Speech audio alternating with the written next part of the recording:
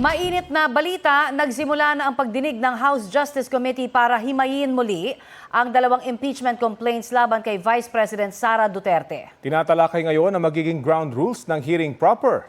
Bukod sa ground rules, inaasahan ding dedesisyonan ng komite ang mga nakabimbing moisyon, kabilang dyan ang pagpapasupina sa financial records ng bise. Wala sa pagdinig ngayon si VP Duterte gaya ng nauna ng sinabi ng kanyang kampo. Ang iba pang detalye sa pagdinig, ihahatid namin maya-maya lang. Ayon mismo kay Vice President Sara Duterte, ginagamit lang ang pagdinig ng House Justice Committee para magsagawa ng anyay fishing expedition ang Kamara laban sa kanya. Sa isang pahayag, sinabi ng bise na ang imbitasyon sa kanya na dumalo ay tila para makabuo ng naratibo na magkakaroon ng mini trial.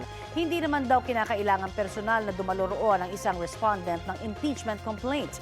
Nagsumite na siya ng kanyang tugon sa mga reklamo.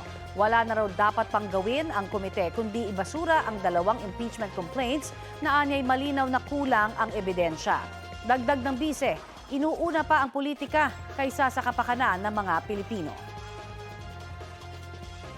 Maraming pasahero ang na-stranded kaninang umaga sa Quezon City, partikular po sa bahagi ng Philcoa kung saan nakaabang na sa kalsada ang mga pasahero.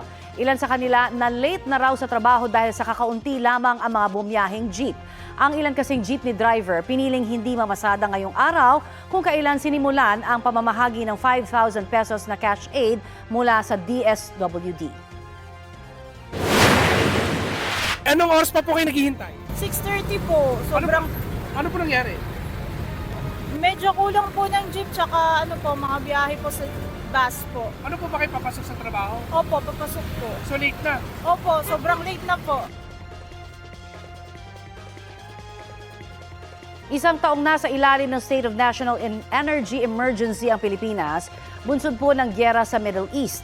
Ang ilang senador itinuturing ng krisis ang epekto sa bansa ng gulo. Balitang hatid ni Marisol Abduraman.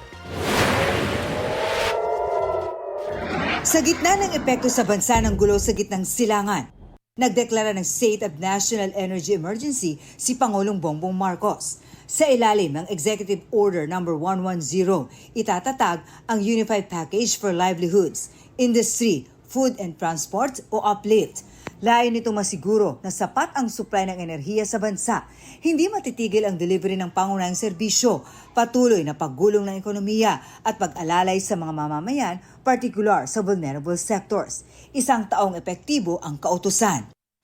Bago pa man ilabas ang executive order ni Pangulong Marcos, krisis na ang tawag ng mga senador sa epekto sa bansa ng gulo. Dapat aminin na ng Malacanang gaano ba talaga kabigat ang sitwasyon.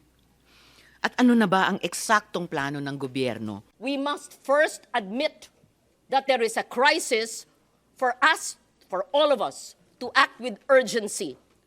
And we must admit that it can't be the usual way things are. Wag na tayo lost in translation or nagmamaang-maangan na may krisis. Until we define it as a crisis, we will not act in record time to save our people. Sa pagdinig ng Senate Committee on Proactive Response and Oversight for Timely and Effective Crisis Strategy o PROTECT, nagkasingilan kaugnay ng hanggang 10 billion pesos na pondo ng Philippine National Oil Company pambili ng dagdag na langis. Pero hindi pa raw ito magamit dahil kailangan ng basbas ng Kongreso. We want to activate yung funds ng GOCC natin to be able to address yung inventory natin in country to keep it at a healthy level. Ayon mismo sa Department of Energy, sumulat sila sa Kongreso na naka-break ngayon. Hindi po mag-break ang Senado kung sinabi niyong kailangan ng congressional approval ang paggamit ng PNOC ng kanilang pondo. Because it's important na hindi tinuturo sa atin na nag-break tayo kaya ang PNOC hindi makagamit ng kanyang pera. That's unfair. Ang sekretary nga ninyo wala dito Kung anong pamumulitik ang ginagawa na naman ng sekretary nyo. Wala noon sa pagdinig si Energy Secretary Sharon Garin na nagpasabing hindi makadadalo. Pero dumating din siya kinhapunan matapos hanapin ni Senador Ligarda. Tinanong siya tungkol sa pahayag ng Pangulo na posibleng matigil ang paglipad ng mga eroplano dahil sa kakulangan ng jet fuel. Cebu Pacific and PAL. They have a combination of suppliers, Petron, and also they import it on their own. Their inventory is around 38 days. 38 days, and they have confirmed, we asked them if they want us to help them procure additional fuel for the next month, meaning on May. They have already secured confirmation of their next order. I think it was South Korea. Sabi ni Garin, ang ginagawa nila ay pina-follow up ang orders sa pamamagitan ng government-to-government na ugnayan. Marisol Abduraman, nagbabalita para sa GMA Integrated News.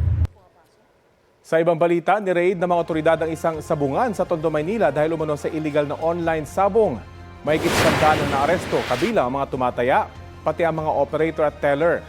Nadatnan din ng mga otoridad ang mga panabong na manok, gayon din ang mga computer na ginagamit sa online operations.